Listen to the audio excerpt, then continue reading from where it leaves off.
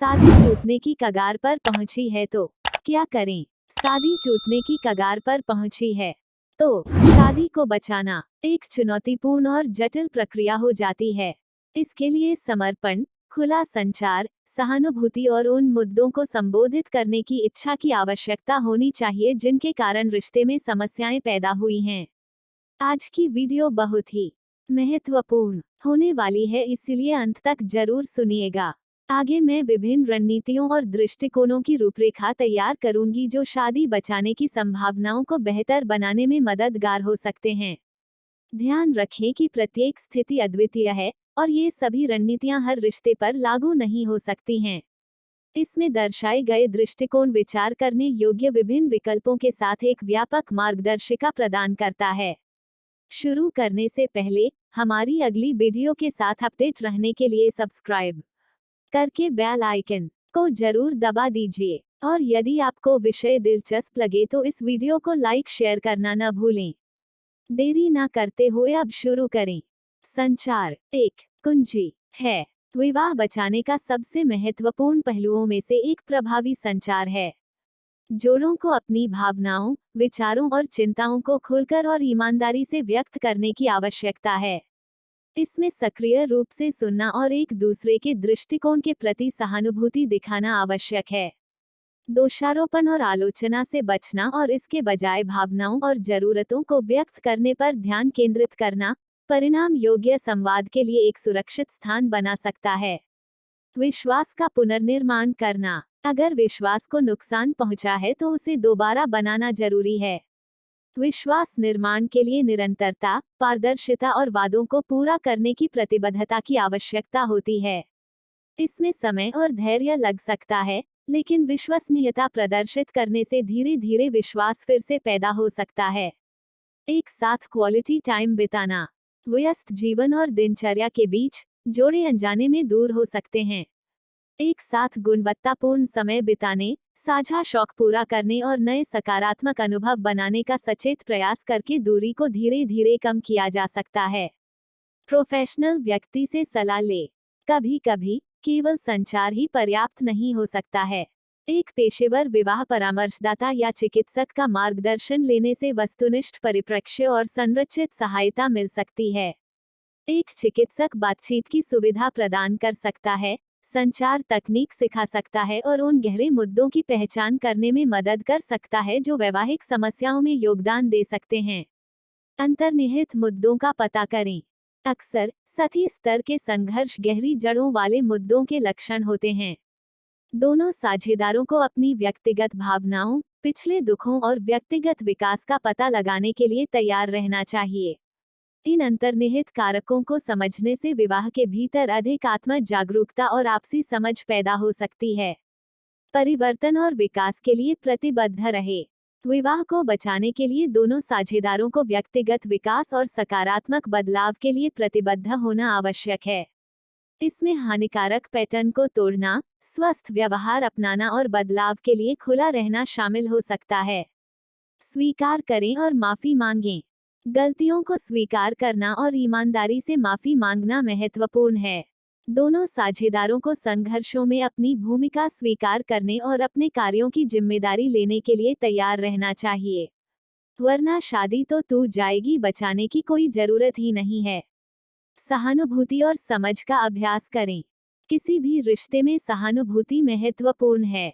अपने आप को अपने साथी के स्थान पर रखें और बिना आलोचना किए उनके दृष्टिकोण को समझने का प्रयास करें। उनकी भावनाओं को मान्य करें, भले ही आप सहमत न हो, क्योंकि यह भावनात्मक संबंध को बढ़ावा देता है। कृतज्ञता और सकारात्मकता का अभ्यास करें। रिश्ते के सकारात्मक पहलुओं पर ध्यान केंद्रित करने से समग्र संतुष्टि में सुधार हो सकता है। अपने साथी के प्रयासों और सकारात्मक गुणों के लिए नियमित रूप से आभार व्यक्त करें। व्यक्तिगत जरूरतों का ख्याल रखें।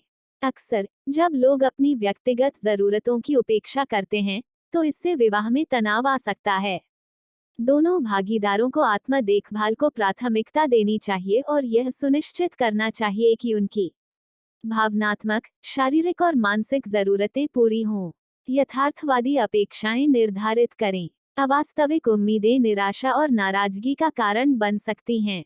इस बारे में यथार्थवादी रहें कि आपका साथी क्या प्रदान कर सकता है और क्या नहीं, और अपनी आवश्यकताओं को स्पष्ट रूप से बताएं। बढ़ते झगड़ों से बचें। जब विवाद उत्पन्न हो तो शांत रहने का प्रयास करें और विवाद को बढ़ाने से बचें। यदि आवश्यक हो तो एक ब्रेक लें और जब भावनाएं शांत हो जाएं तो बातचीत दोबारा शुरू करें। एक दूसरे के लक्ष्यों का समर्थन करें। अपने साथी की आकांक्षाओं और सपनों के लिए वास्तविक समर्थन दिखाएं।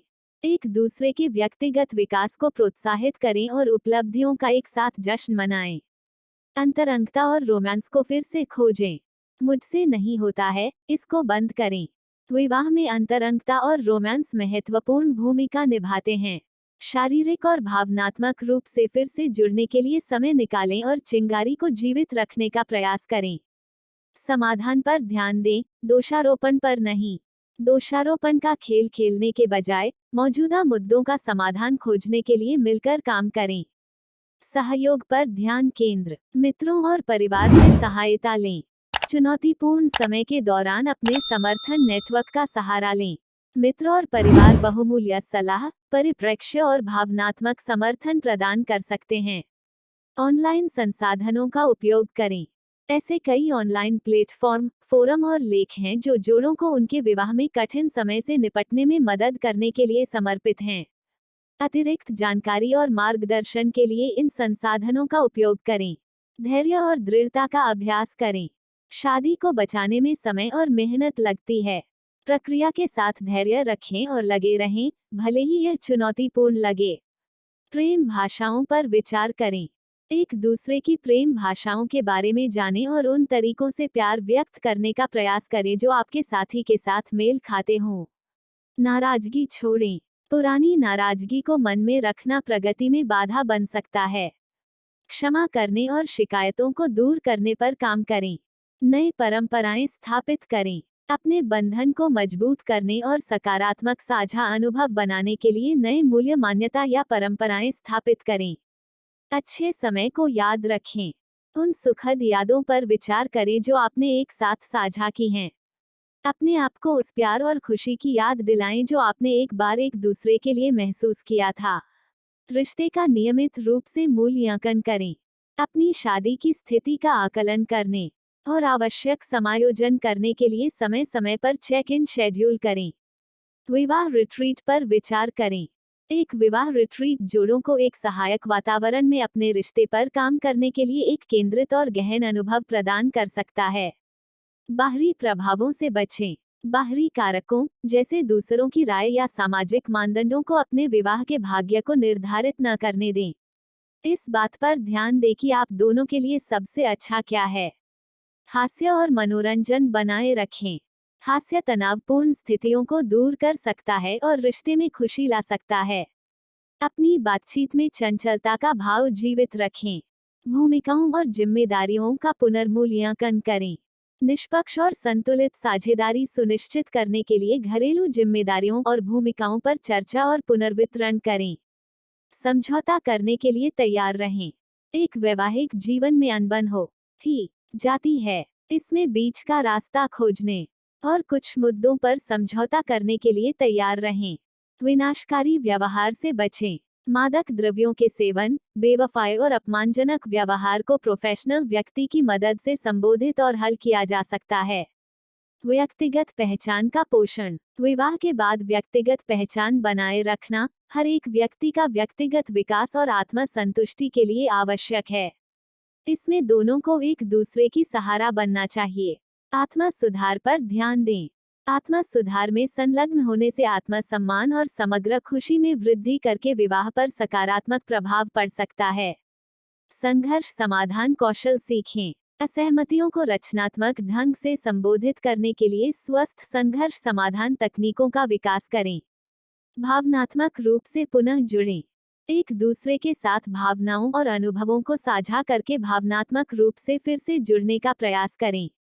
माइंडफुलनेस का अभ्यास करें। माइंडफुलनेस वाह सजगता तनाव को कम करने और भावनात्मक विनियमन में सुधार करने में मदद कर सकती है, जिससे रिश्ते पर सकारात्मक प्रभाव पड़ता है। प्रतिबद्ध रहें। विवाह के प्रति अपनी प्रतिबद्धता और इसे बचाने के लिए किए जा रहे प्रयासों की आदर और सम्मान करें। वर्तमान पर ध्यान दें। पिछली गलतियों पर अत्यधिक ध्यान देने से बचें।